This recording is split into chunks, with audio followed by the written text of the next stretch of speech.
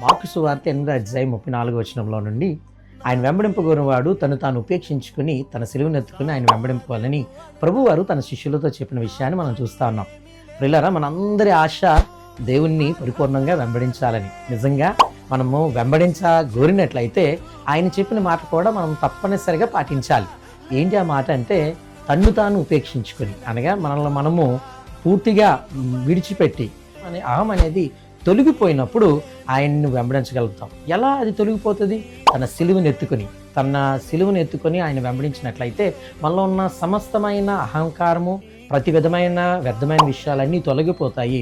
మనల్ని మనం ప్రేమించుకోక ఆయన్ని ప్రేమిస్తాము, ఆయన్ని వెంబడిస్తాము. అప్పుడు మనలో పోయిన ఈ యొక్క అహంకారము ఉపేక్షించబడినప్పుడు ప్రియులారా, నిజంగా దేవుని వెంబడించి దేవునికి సాక్షులుగా నిలబడతాం. అట్టి కృప దేవుడు మనందరికి ఇవ్వాలని ప్రార్థన చేద్దాం. దేవుడు మనందరిని దీవించును గాక.